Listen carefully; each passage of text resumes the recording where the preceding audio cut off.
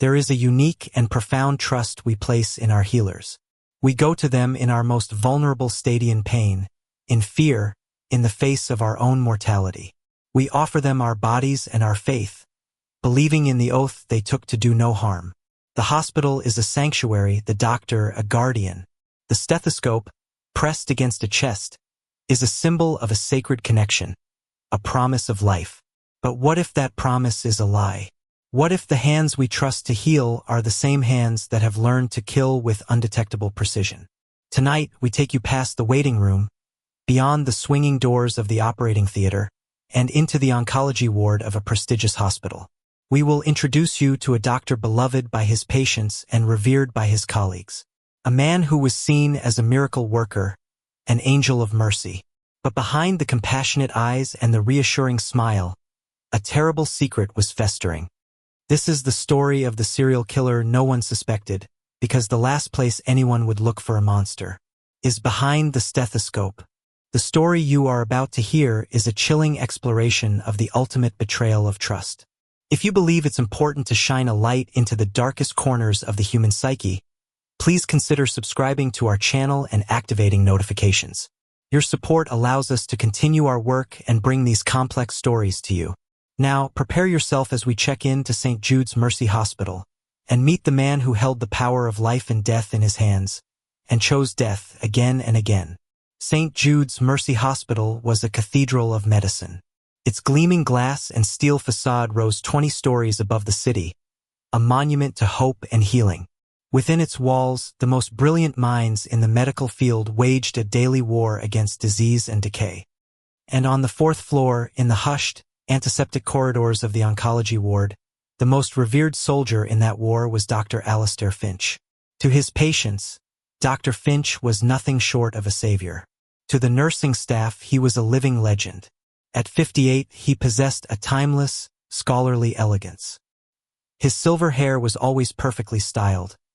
His bespoke suits hung on his lean frame with an effortless grace, and his eyes, a startlingly pale blue, seemed to hold a universe of wisdom and empathy. But it was his voice that was his most potent instrument to calm, resonant baritone that could soothe the most terrified patient and inspire unwavering loyalty in his staff. He was the head of oncology, a position he had held for nearly 2 decades.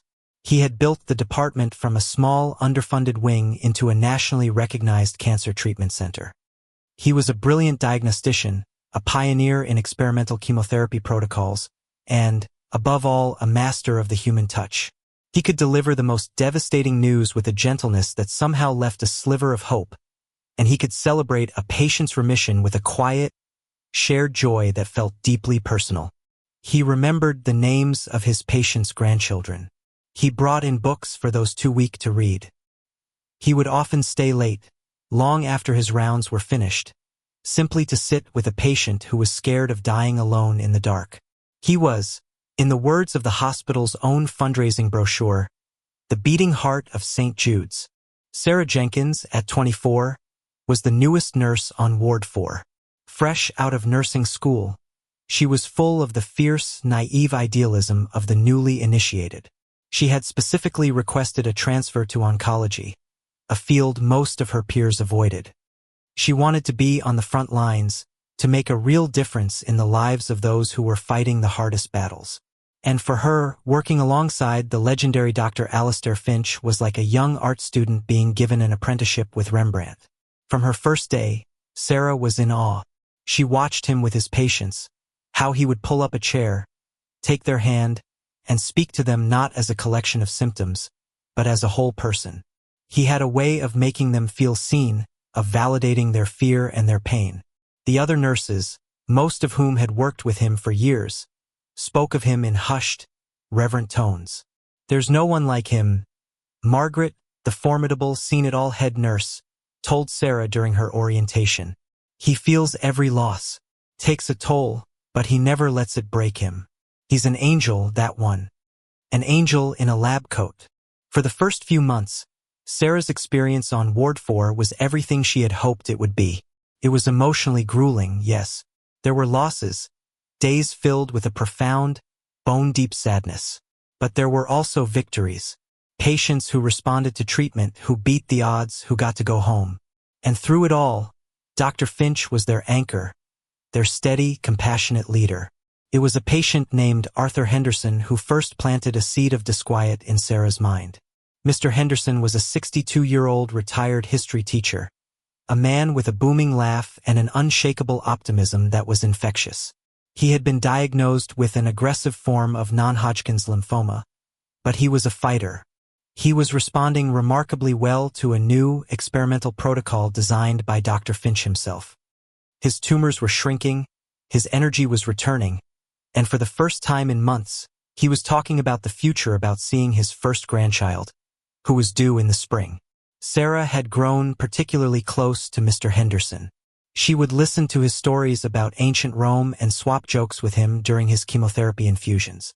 He was the ward's symbol of hope, living proof that the battle could be won. Dr. Finch himself often held him up as an example of the program's success. One Thursday afternoon, Mr. Henderson's latest scans came back, and the news was phenomenal. He was in near-complete remission. The entire ward celebrated. Dr. Finch came to his room, his face beaming. "Arthur, my friend," he said, clapping the older man on the shoulder. "You're a star pupil. We're talking about discharging you in a week or two." The joy in the room was a palpable, physical thing. Mr. Henderson wept with relief, his wife clinging to his hand. Sarah felt a swell of pride and happiness so intense it brought tears to her own eyes. This was why she had become a nurse. That evening, long after visiting hours had ended and a quiet hush had fallen over the ward, Sarah was at the nurse's station, catching up on her charting. She saw Dr. Finch come onto the floor. It wasn't unusual for him to be at the hospital late, but he was out of his suit and dressed in dark, casual clothes, which was odd.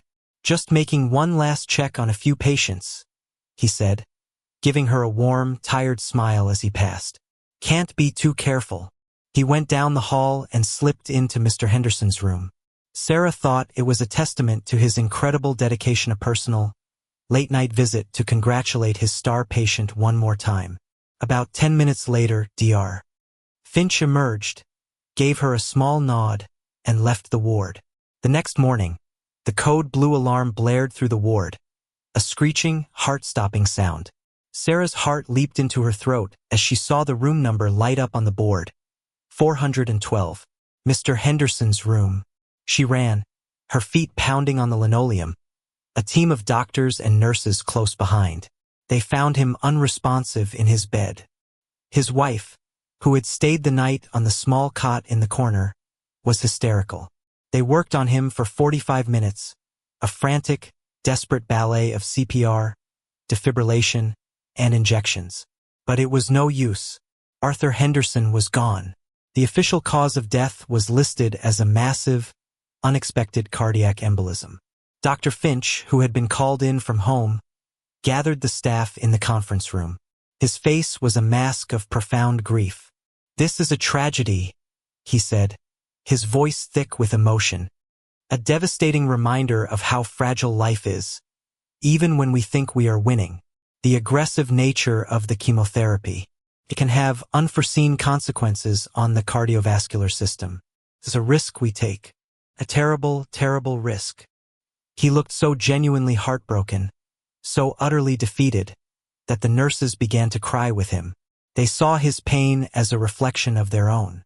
It was a tragic, inexplicable loss, a case of terrible, random luck. Everyone accepted the explanation. Everyone except Sarah. She couldn't shake a deep, intuitive sense of wrongness. It didn't make sense. Mr. Henderson's vitals had been perfect. His heart was strong. An embolism of that magnitude, appearing out of nowhere, in a patient whose condition had been steadily improving? It was statistically possible, of course. Medicine was full of terrifying anomalies, but it felt convenient, and she couldn't forget the image of Dr. Finch in his dark street clothes, slipping into Mr. Henderson's room the night before. The final, private visit. A cold, insidious thought began to form in her mind, a thought so monstrous and disloyal that she immediately tried to crush it. This was Dr. Alistair Finch, the angel of Ward 4. To even entertain such a suspicion was a betrayal of everything she had seen and believed. She tried to let it go, to chalk it up to her inexperience, to the emotional toll of losing a favorite patient. But the seed of doubt had been planted, and in the sterile, quiet halls of St. Jude's Mercy Hospital, surrounded by the constant, intimate presence of death, that seed began to grow. She started to wonder if Mr. Henderson's death was not a tragic anomaly, but a part of a pattern she simply hadn't been there long enough to see. The stethoscope on Dr. Finch's desk, once a symbol of hope, now seemed to hold a sinister, hidden menace. In the weeks following Arthur Henderson's death, a pall of grief hung over Ward 4. The empty bed in room 412 was a constant, silent rebuke to the staff's best efforts. The official explanation, a tragic, unforeseen complication of an aggressive but life-saving therapy, was accepted by all. It was a known risk, a cruel roll of the dice in the high-stakes game of oncology. The ward mourned, and then, as it always must, it moved on. The beds were filled with new patients, new battles, new hopes. But Sarah Jenkins could not move on. The seed of suspicion that had been planted on the night of Mr. Henderson's death had taken root in the fertile ground of her analytical mind. She found herself haunted, not by grief, but by a chilling, persistent sense of cognitive dissonance. The facts, as presented, did not align with the intuition that screamed at her from the deepest part of her being. She began to watch Dr. Finch, not with the adoring awe of a novice, but with the sharp, analytical eye of a skeptic. She observed his interactions, listened to his philosophical musings on life and death, and a new, more sinister pattern began to emerge from his celebrated compassion. She noticed that his empathy seemed to have a specific focus. He was most tender, most attentive to the patients who were suffering the most, the ones with a poor prognosis. This in itself was not unusual, but he seemed to have a particular, almost visceral, aversion to what he called the cruelty of false hope. One afternoon, in a meeting to discuss the treatment plan for a young woman with metastatic breast cancer, a junior oncologist suggested a new, highly aggressive experimental trial. The patient was young and a fighter, the oncologist argued. They should throw everything they had at it. Dr. Finch listened patiently, his hands steepled before him. When the younger doctor had finished, Finch spoke, his voice soft but laced with an unshakable authority. And what is the statistical probability of success? 5%? 3? And what will be the cost of that 3% chance? Months of agonizing, debilitating pain, nausea, hair loss, the complete and utter degradation of her quality of life. We are healers, yes, but we are not torturers. There is a point where the pursuit of a cure becomes a greater cruelty than the disease itself. Sometimes, the most compassionate act is to provide a patient with a dignified, peaceful end. The room was silent. His words were profound, logical, and deeply humane. Sarah looked around at the faces of her colleagues. They were nodding in agreement, their expressions full of respect for his wisdom. But Sarah heard something else in his words. She heard a justification, a philosophy that could, in a warped mind, be twisted to permit the unthinkable. Driven by a need she could no longer ignore, Sarah began her own secret, high-stakes investigation. She knew the risk she was taking.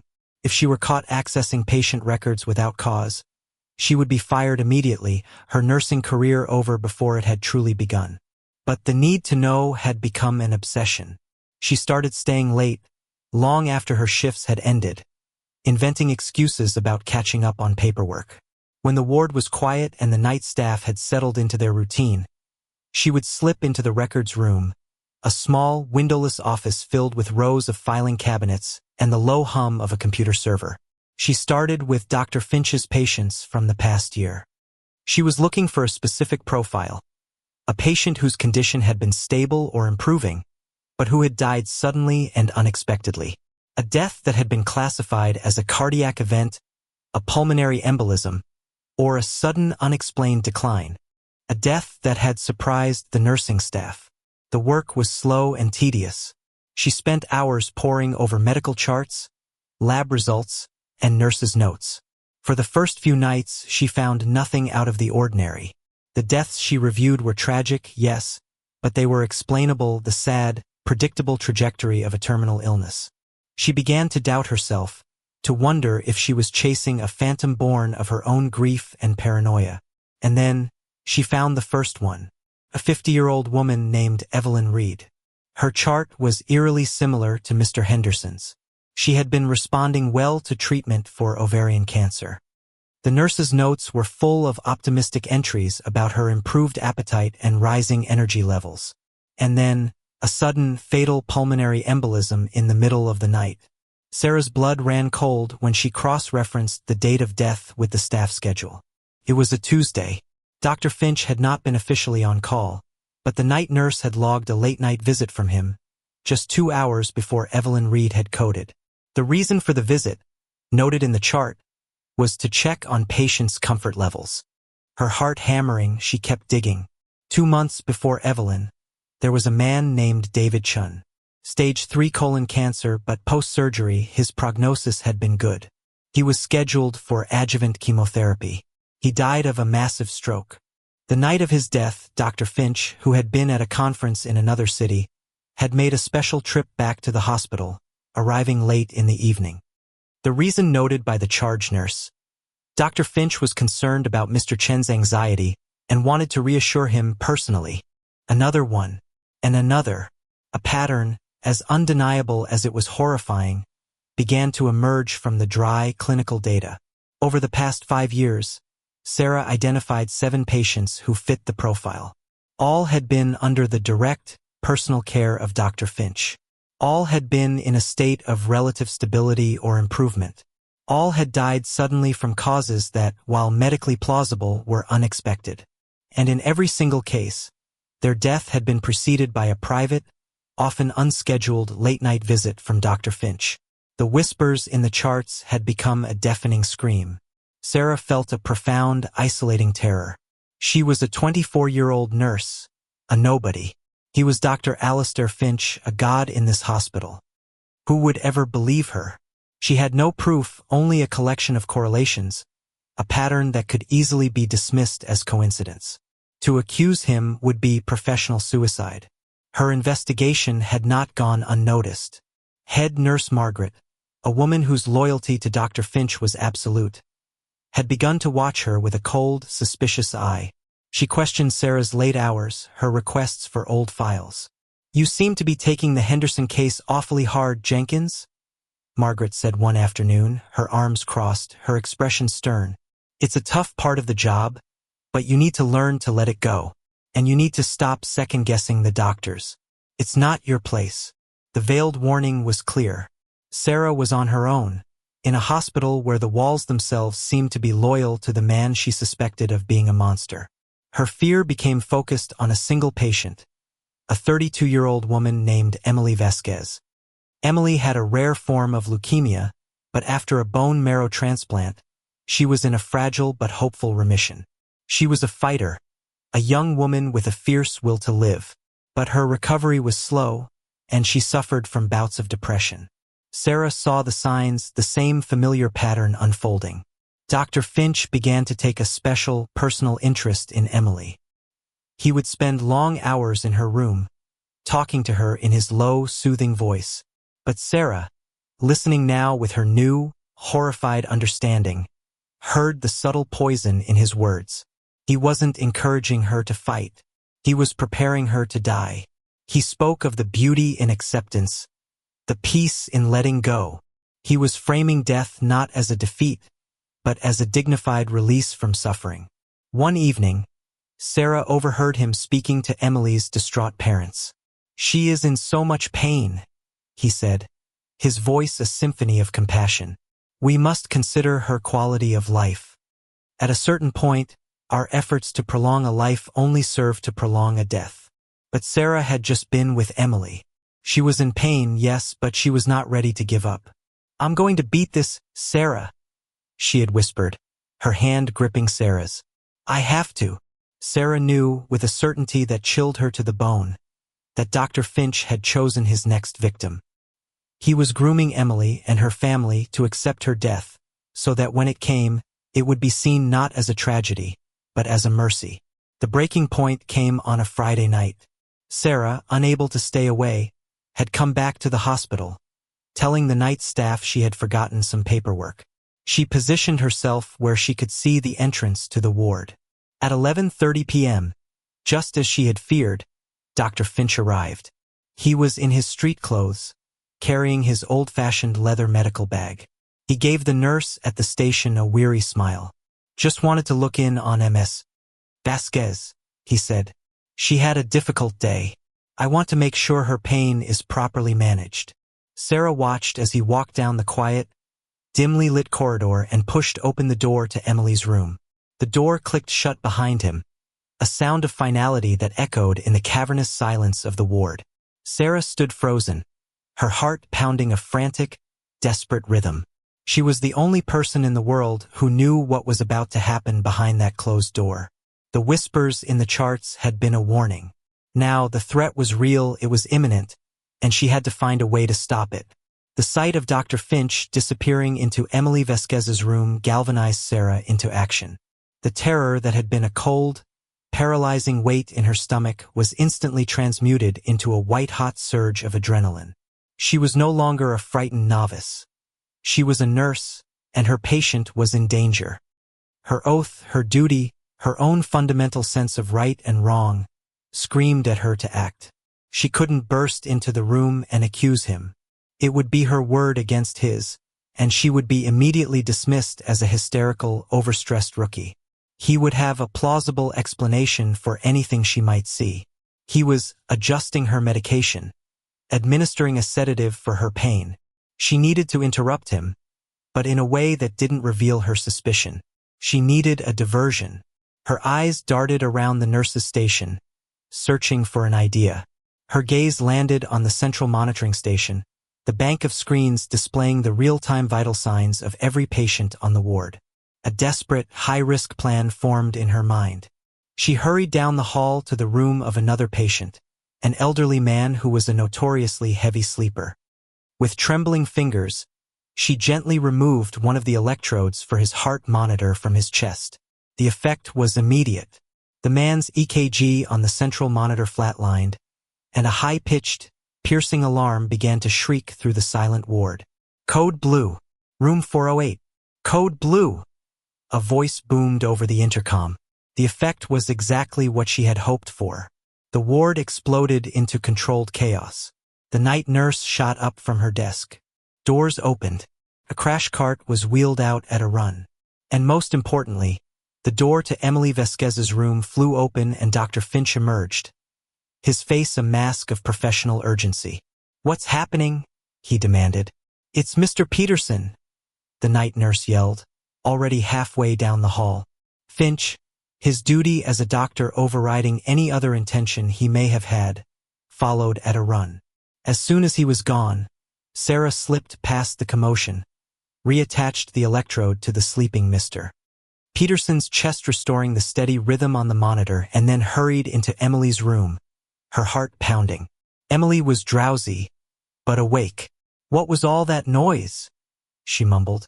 "Just a false alarm, sweetie," Sarah said, her voice shaking slightly as she checked Emily's foreline, her eyes scanning the room for any sign of tampering. Everything appeared normal. On the bedside table, however, lay a small, disposable syringe, its cap still on, next to a vial of clear liquid. "Dr. Finch was just here," Emily said, her words slurred with sleep. "He said he was giving me something extra for the pain." Before Sarah could react, Dr. Finch was back in the doorway, his face dark with a controlled fury. He had obviously realized the code was a false alarm. He looked at Sarah, then at the syringe on the table, and his pale blue eyes narrowed. He knew. In that single, silent, charged moment, he knew that she knew. The unspoken war between them was now declared. "Nurse Jenkins," he said, his voice dangerously soft. "What are you doing in here?"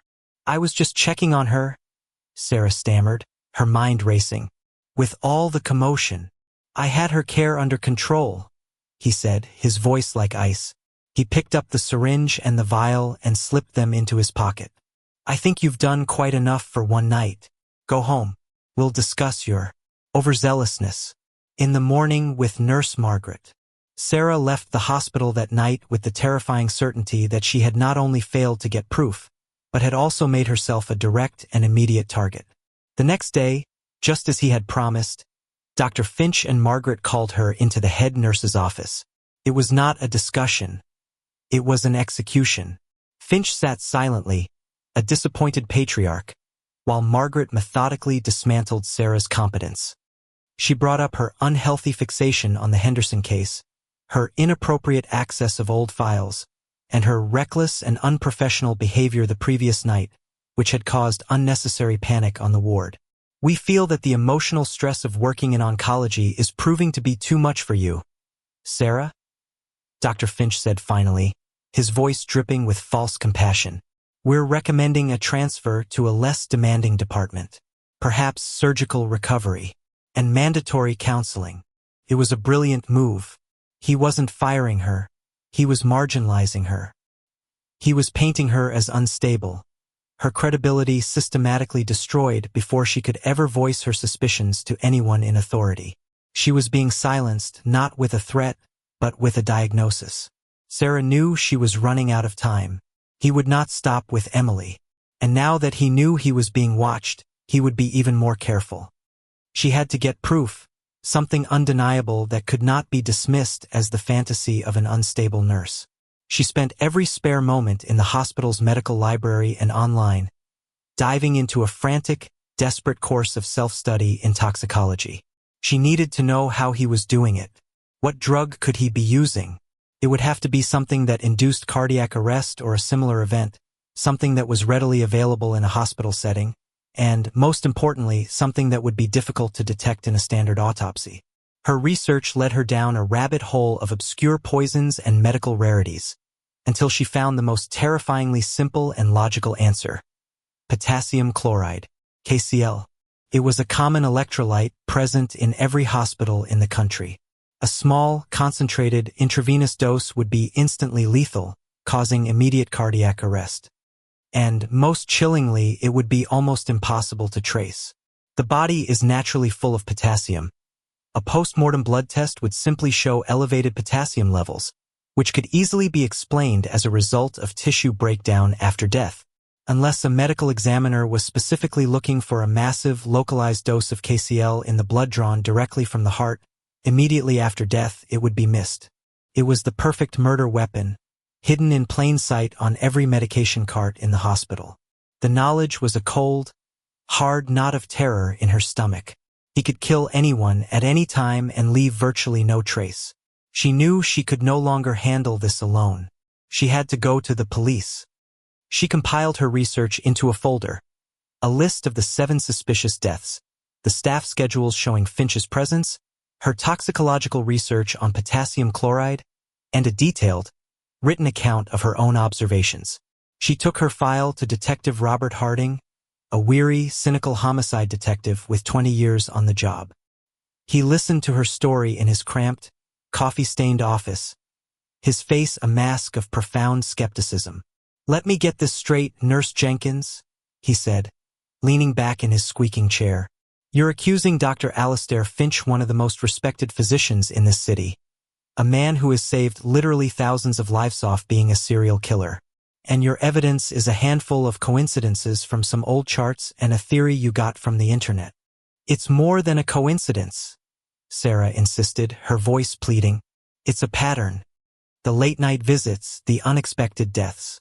He's killing them. I know he is." Harding sighed, rubbing his tired eyes.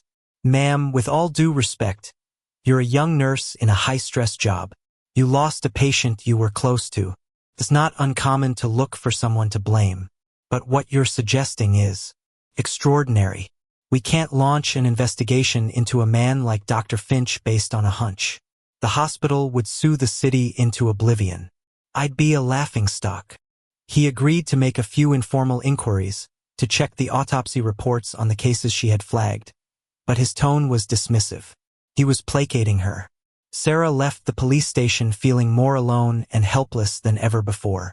The system, the very institution designed to protect people, was shielding the monster. She returned to the hospital a pariah. The news of her impending transfer and mandatory counseling had spread through the ward. The other nurses treated her with a mixture of pity and contempt. Dr. Finch, on the other hand, was a picture of benevolent forgiveness. He treated her with a cloying, paternal kindness that was more terrifying than any open hostility. He was toying with her, enjoying her powerlessness. Sarah knew she had only one option left. The police would not act without proof. The hospital would not listen. She had to get the proof herself. She had to catch him in the act. The thought was insane, reckless, and impossibly dangerous. He was a killer who knew she was watching him. If she made one wrong move, she would not be transferred to another ward. She would simply disappear. Her mind raced, formulating a desperate plan. She needed to know when he would strike next. She needed to be there, and she needed a way to prove what he was doing. She thought of the syringe she had seen in Emily's room. He carried his weapon with him in that old-fashioned leather bag. The bag was the key. She began to watch the bag with the same intensity she watched the man. It never left his side. He kept it locked in his office when he was in meetings. The unseen needle was in there, the simple, common chemical that gave him the power of a god. Sarah knew that to stop him, she would have to find a way to get inside that bag, or to witness him opening it at a patient's bedside. It was a suicidal plan, but it was the only one she had. The quiet war on Ward 4 was about to escalate, and Sarah knew, with a terrifying certainty, that only one of them would be left standing. The days following Sarah's visit to the police were the most harrowing of her life. She was trapped in a state of hypervigilance, her every moment at the hospital a tightrope walk over a chasm of terror. She had been officially reassigned to the surgical recovery ward, a move designed by Dr. Finch to isolate her, but she used every excuse she could find, delivering files, checking on a friend, consulting on a patient transferred to maintain a presence on Ward 4. She was a ghost haunting her old post, her eyes constantly tracking Dr. Finch and the black leather bag that was his constant companion. He, in turn, watched her. The charade of compassion was gone, at least when they were alone. In the brief, charged moments they passed in the hallway, his pale blue eyes would lock onto hers with a look of cold, reptilian appraisal. It was a look that said, "I know what you are trying to do, and you will fail." Sarah knew that her window of opportunity was closing. He was too smart, too careful, to continue his pattern while she was watching so closely. She needed to force his hand, to create a situation where he felt safe enough to act. Her thoughts kept returning to Emily Vasquez, who was growing weaker, her depression deepening under the weight of Finch's psychological manipulation. But she also knew that staking everything on Emily was too risky. Finch was expecting her to watch that room. She needed a different stage for her trap. The opportunity came in the form of a new admission to Ward 4. George Miller was an 80-year-old man with end-stage pancreatic cancer. He was frail, in constant pain, and had come to St. Jude's not for a cure, but for palliative care. He was a man who had accepted his fate. He was, in the twisted calculus of Dr. Finch's mind, the perfect candidate for his brand of mercy. He was a patient whose death would not be a surprise. It would be an expectation. Sarah felt a sick sense of guilt using a dying man as bait, but her resolve was iron. This was bigger than one patient. It was about the 7 she had found in the charts, and the untold number of others who might have come before. It was about stopping a monster. She began to formulate the most dangerous plan of her life. She couldn't rely on the hospital security cameras. Finch would know their locations and blind spots. She needed her own eyes in the room. Using her savings, she purchased a tiny, high-definition spy camera, no bigger than a button, disguised as a USB wall charger. The following night, Sarah used her old keycard to access the ward after midnight. A new, young nurse was on duty, and Sarah managed to distract her with a complex question about a patient's medication protocol. While the nurse was occupied, Sarah slipped down the hall to George Miller's room. He was sleeping, his breathing shallow.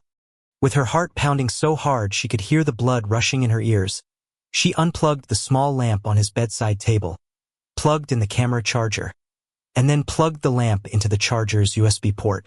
The camera's tiny lens, almost invisible to the naked eye, was aimed directly at the head of the bed and the patient's foredrip. She then retreated to a small, dark supply closet down the hall, the live feed from the camera streaming to her phone. The wait was agonizing. For hours, she sat in the darkness, the only light the ghostly, green-tinged image on her phone. Every footstep in the hall made her jump. Finally, at 2:15 a.m., she saw him on the feed. The door to the room opened silently, and Dr. Finch stepped inside. He moved with a quiet, spectral grace. He stood for a long moment by the bed, watching the old man sleep. Then he placed his black leather bag on the bedside table and opened it. Sarah held her breath, her finger hovering over the record button on her phone. From the bag, he removed a small vial of clear liquid and a syringe. He drew the liquid into the syringe with an expert, practiced hand. It was happening. She was witnessing it. But just as he turned toward the foreport on George Miller's arm, Sarah's resolve broke. She couldn't just sit there and watch a man be murdered, not even for the sake of evidence. Her duty as a nurse, the very core of her being, overwhelmed her strategy. She burst out of the supply closet and ran down the hall, throwing open the door to room 412. "Get away from him!" she screamed, her voice raw with terror and rage. Dr. Finch spun around, his face not surprised, but grimly expectant. He held the syringe in his hand, the needle glinting in the dim light. The mask was gone. The compassionate healer, the angel of mercy, had vanished, replaced by something cold, ancient, and utterly devoid of humanity. "I knew you wouldn't be able to resist," he said, his voice a low, conversational calm that was more terrifying than any shout. "Your sentimentality, your naive belief in the sanctity of a prolonged, meaningless suffering. It is your greatest weakness." "What's in the syringe, doctor?" Sarah demanded, trying to keep her voice steady, positioning herself between him and the sleeping patient. He smiled, a thin, bloodless stretching of his lips. "Peace," he said. "Dignity. A gentle exit from a world of pain. A gift that I give to those who are too weak to ask for it themselves. You see them as patients, a collection of symptoms to be managed. I see them as souls trapped in a failing biological machine. I am not a killer, Nurse Jenkins. I am a liberator." It was the confession she needed, and she knew, with a sickening certainty, that her phone in the closet was recording every word. But she was trapped in the room with him. "You're a murderer," she whispered. "Arthur Henderson, Evelyn Reed. You killed them all." "I released them," he corrected, his voice hardening. He took a step towards her. "They were suffering. Their bodies had become prisons. Just like this poor man here. His life is over. All that remains is the grotesque, undignified process of decay. I offer a clean ending, a final, compassionate act, a mercy you are too sentimental to understand." "It's not your decision to make," she cried, backing away. "Isn't it?" he said, his eyes gleaming with a messianic fervor. "Who is better qualified? The weeping, hysterical family members who cling to false hope? The hospital administrators who see a dying patient as a source of revenue? Or me, the one who is there, in the dark, who sees the true nature of their suffering? I have the knowledge, the tools, and the courage to do what is necessary. It is not just my decision. It is my duty." He was advancing on her now, the syringe held not like a medical instrument, but like a weapon. "And now, I have a new duty," he said, his voice dropping to a deadly whisper, "to correct a mistake. You, Nurse Jenkins, with your misplaced idealism, have become a source of noise in a place that should be dedicated to peace. You have become a complication. And I am, above all else, a man who solves complications." He lunged. Sarah screamed, dodging to the side, knocking over a metal tray of instruments with a deafening crash. The sleeping patient, George Miller, jolted awake with a startled cry. The noise, the chaos, seemed to enrage Finch. He cornered her against the wall, his face a mask of cold fury. He was surprisingly strong, his hand clamping around her arm like a vice. He brought the needle closer to her neck.